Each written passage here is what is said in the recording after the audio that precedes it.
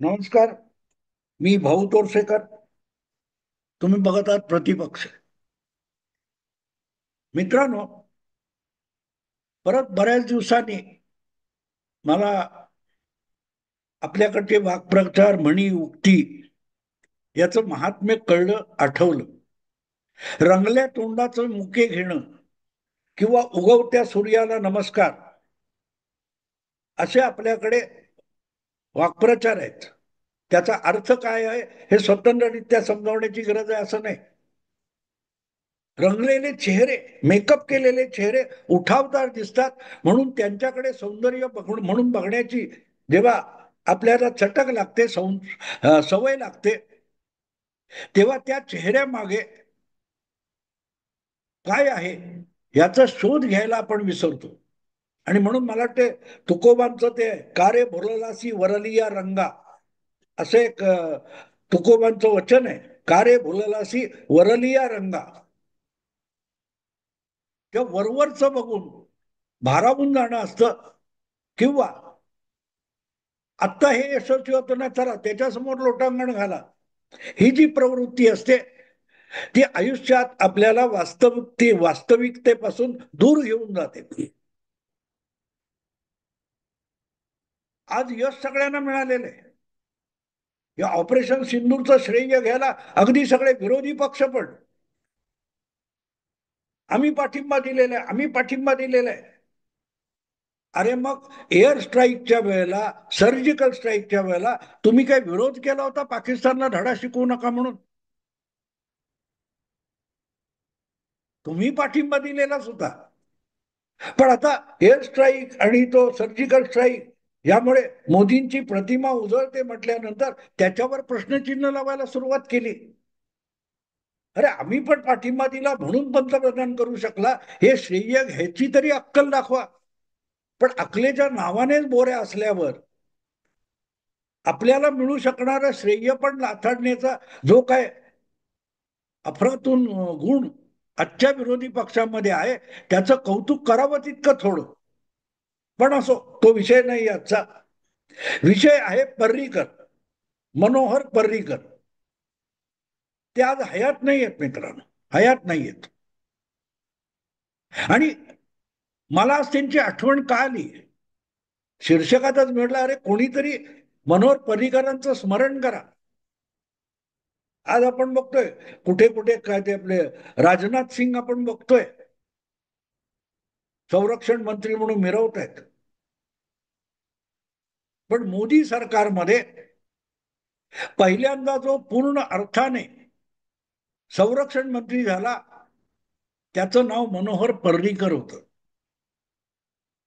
आणि मला वाटतं सर्जिकल स्ट्राईक झाला तेव्हा पर्रीकर हयात होते आणि संरक्षण मंत्री होते.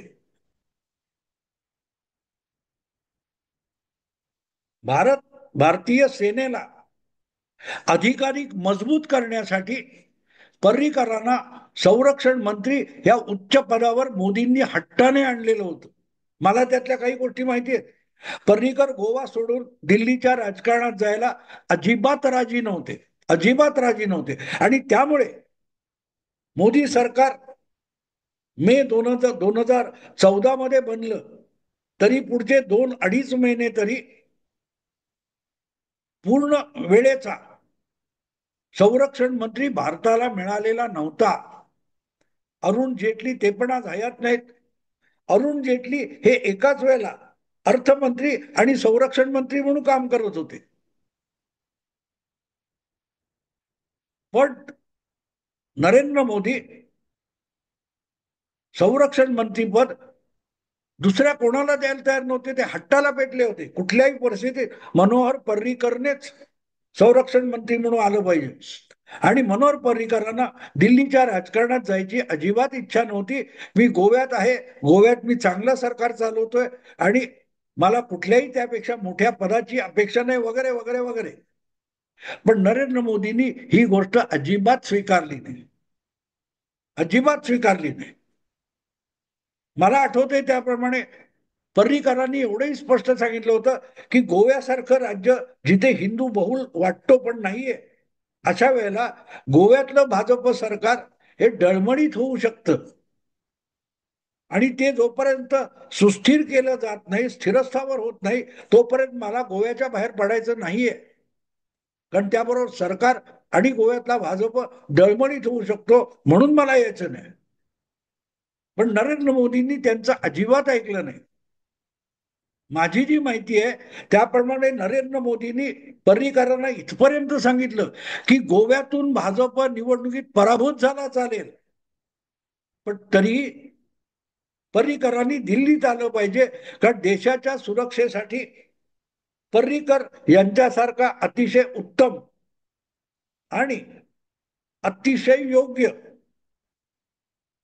पूर्ण क्षमता असलेला दुसरा नेता माझ्या डोळ्यासमोर नाही, असं म्हणत हट्टाने पर्रीकर यांना त्यांच्या इच्छेविरुद्ध पंतप्रधान नरेंद्र मोदींनी संरक्षण मंत्री म्हणून दिल्लीत नेलेलं होतं 2014.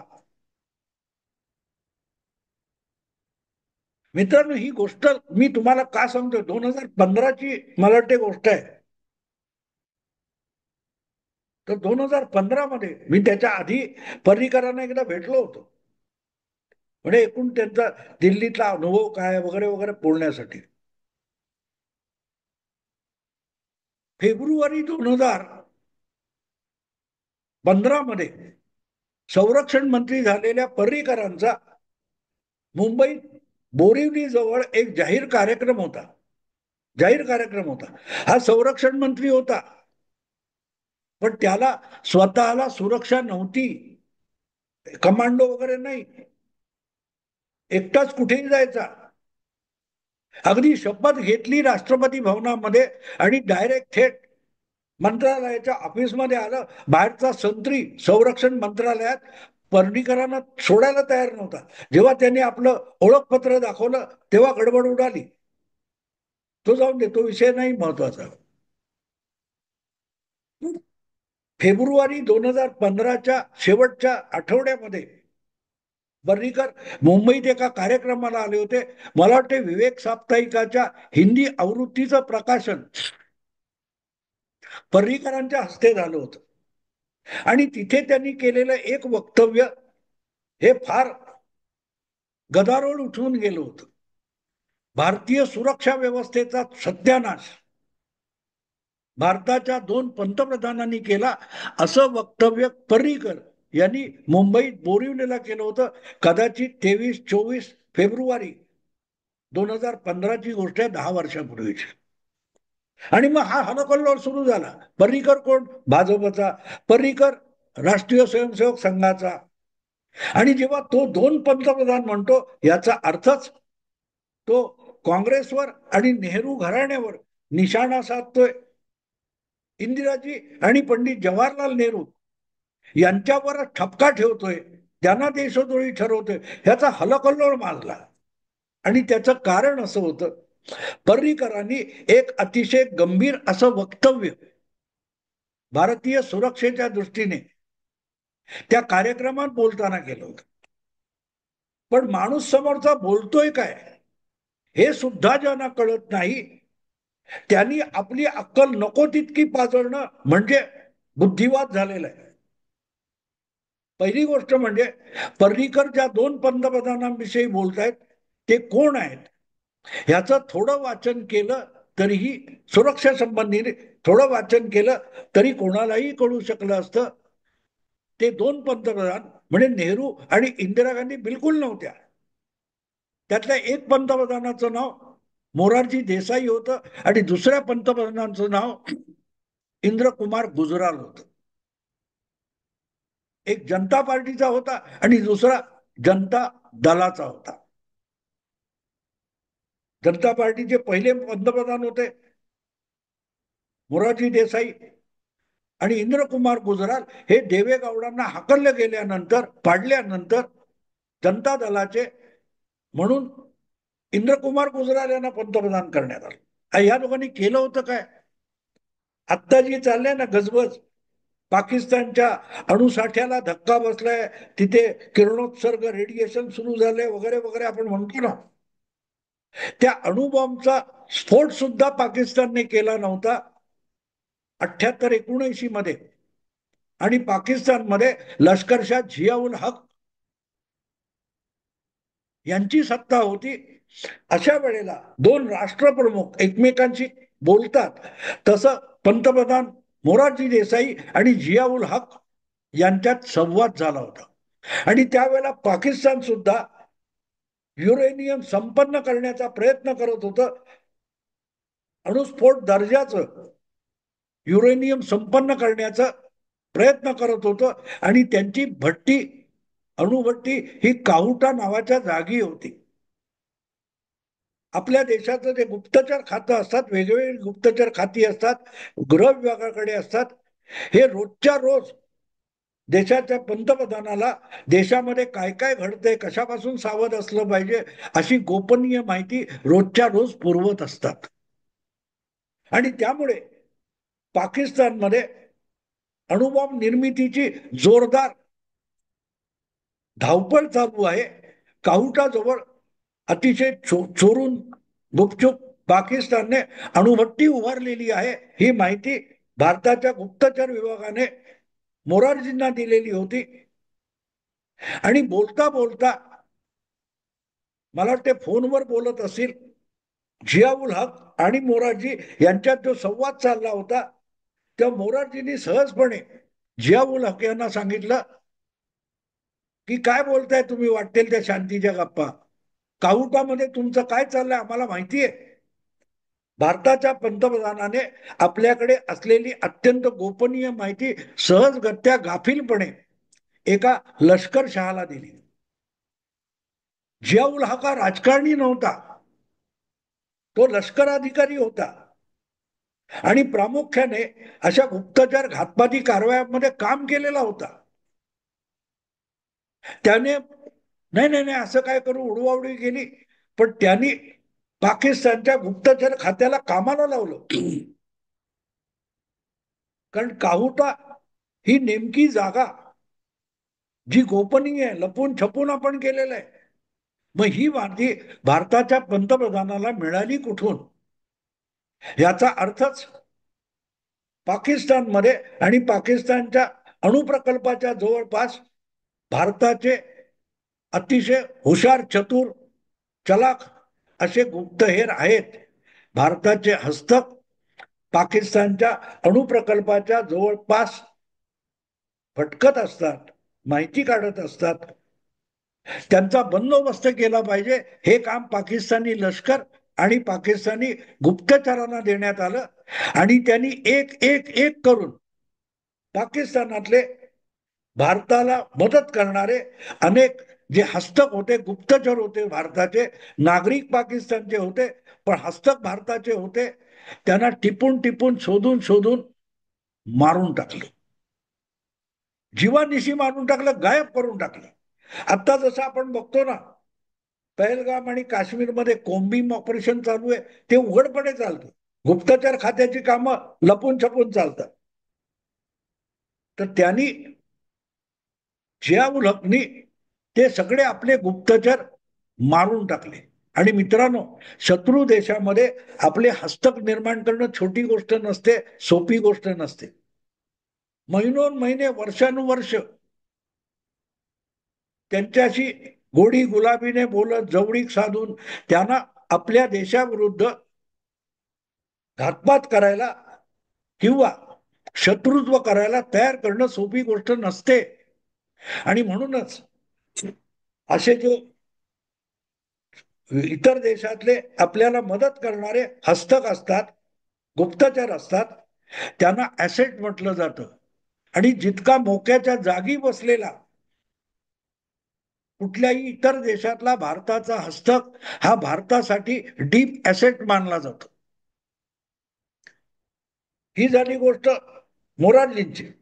इंद्रकुमार गुजराल यांनी पंतप्रधान झाल्यानंतर पहिली गोष्ट काय केली असेल, तर भारताची आयबी आणि रॉ या ज्या दोन महत्वाच्या गुप्तचर संघटना आहेत, त्या गुप्तचर संघटनांमधला पाकिस्तान डेस्क बंद करून टाकला. पाकिस्तानच्या विरोधात भारताने कुठलीही गुप्त माहिती काढण्याची गरज नाही म्हणून त्यांनी उभारलेलं नष्ट करून टाकलं. याचा अर्थ समजतो मित्रांनो तुम्हाला? ज्या वेळेला इथलं पाकिस्तान डेस्क बंद होतं, त्यावेळेला पाकिस्तानात आपले जे हस्तक आपण पोचलेले असतात त्यांचा आधार संपतो, ते निराधार होऊन जातात, एका दिवसात ते अनाथ होतात, कदाचित कुत्र्याच्या मौतीने मारले जातात. तेव्हा फेब्रुवारी 2015 मध्ये संरक्षण मंत्री नव्याने झालेल्या पर्रिकर यांनी बोरिवलीच्या भाषणात जी गोष्ट सांगितली होती ती फार महत्वाची होती, की आपले गुप्त ऍसेट या मध्यंतरीच्या काळात पाकिस्तानातून नामशेष झालेले आहेत आणि म्हणून पाकिस्तान शिरजोर झालेला दिसतो. भारतामध्ये जागोजागी कुठेही घातपात करू शकतात पाकिस्तान, कारण पाकिस्तानचे डीप ऍसेट भारतात जास्त आहेत, पण भारताचे पाकिस्तान मधले डीप ऍसेट जवळपास नामशेष झालेले आहेत. पण त्याच भाषणात पर्रिकर यांनी एक महत्वाचा मुद्दा सांगितला होता, आपल्याला पाकिस्तानात हे डीप ऍसेट नव्याने निर्माण करावे लागतील. 2015 ते 2025 10 वर्षाचा काळ आहे. पुढची अवघी 2-2.5 वर्ष पर्रिकर संरक्षण मंत्री पदावर राहिले, पण त्यांनी जी संरक्षण खात्याला दिशा दिली, त्याची धोरणं ठरवली, त्यासाठी महत्वाचे निर्णय घेतले. एक तर प्रकरण एवढं आहे की भारताने अमेरिकेकडून ज्या वस्तू खरेदीच केल्या नाहीत त्याचे पैसे सुद्धा अमेरिकेला दिले गेले होते, तो सगळा हिशोब शोधून ह्या गपचूप वस्तू परत द्या नाहीतर पैसे परत द्या असा झक्कू सुद्धा अमेरिकेला पर्रिकरांनी लावला होता. तो असो, तो वेगळा विषय. पण इथे जे डीप ऍसेट पर्रिकर म्हणाले होते आपल्याला नव्याने सुरू करावे लागतील, शोधावे लागतील, बनवावे लागतील, ही 2015ची गोष्ट होती. आणि आज भारतीय सेनेने नेमक्या जागी असलेले पाकिस्तानचे हवाई तळ, त्यांचे घातपाती जिहादींचे अड्डे आणि अणुप्रकल्प किंवा अणुसाठा असलेल्या जागा, या नेमक्या जागी जर भारतीय सेना दलाने क्षेपणास्त्राने हल्ला करून पाकिस्तानची गाळण उडवली असेल तर त्याचं मोठं श्रेय आज पाकिस्तानात जे भारताचे डीप ऍसेट तयार झालेले आहेत त्याला द्यावं लागेल. ते डीप ऍसेट संपलेत, परत नव्याने निर्माण करावे लागतील. हे ओळखलेला आणि त्या दिशेने भारत सरकारला आणि भारतीय सुरक्षा व्यवस्थेला कामाला जुंपणाऱ्या माणसाचं नाव मनोहर पर्रिकर होतं. विसरून गेला आता. आज ऑपरेशन सिंदूरचं कौतुक चालू आहे, राजनाथ सिंग मिरवत आहेत. कोणाला पर्रिकरांची आठवण तरी आहे का मित्र? कोणाला तरी आठवण? मित्रांनो, एक झाड कुठचं तरी आंब्याचं फणसाच्या आपल्या आजोबाने लावलेलं आहे, तिसरी पिढी दुसरी पिढी त्या झाडाला आलेली फळं चाकते, तेव्हा ते झाड कोणी लावलं हे सुद्धा विचार करत नाही तो. नातू जेव्हा आंबे खातो, फणस खातो किंवा काय चिकू असेल किंवा मोसंबी संत्री खात असेल, तेव्हा एक सेकंद तरी त्याला आजोबाने लावलं म्हणून आपण फळं खातोय याची आठवण होते का? खरंच हळहळतं त्याचं. अत्यंत असाध्य अशा आजाराने पर्रिकरांना या जगाचा निरोप घ्यावा लागला. पण जाण्यापूर्वी आपल्या अल्पशा 2-2.5 वर्षाच्या संरक्षण मंत्री म्हणून केलेल्या काय ते कारकिर्दीमध्ये त्यांनी केवढं मोठं काम करून ठेवलंय ज्याचा डंका पण पिटला नाही. हे जे मी सांगतोय ते उघड येऊन रस्त्यावर मी हे केलं मी ते केलं हे पर्रिकर कधीही बोललेले नाही, सापडणार नाही तुम्हाला. पण हा डीप ऍसेटचा जो विषय आहे तो किती मोलाचा आहे तो लक्षात घ्या. जी गोष्ट त्या माणसाने 10 वर्षापूर्वी बोलून दाखवली, आपले डीप ऍसेट संपलेले आहेत, नव्याने निर्माण करावे लागतील, ते निर्माण झाल्याचा सगळ्यात मोठा पुरावा कुठचा असेल तर तो ऑपरेशन सिंदूरने दिलेला आहे. नेमक्या जागी नेमक्या जागी आपले ड्रोन पोहोचले, आपली क्षेपणास्त्र पोहोचली, पण ती नेमकी जागा शोधून काढणारे, त्याच्यावर पाळत ठेवणारे, त्याच्यावर नजर ठेवणारे जे डीप ॲसेट आहेत, त्यांचं नाव निशाण कुठे येणार नाही, त्यांचं कौतुक कुठे होणार नाही, ते डीप ॲसेट शत्रू देशामध्ये निर्माण करण्याची नवी प्रक्रिया ज्या माणसाने सुरू केली, त्या मनोहर पर्रीकरांचं जरा स्मरण करा. एवढंच सांगून थांबतो मित्रांनो. आवडलं लाईक करा, शेअर करा आणि प्रतिपक्षाला सबस्क्राईब करा. नमस्कार.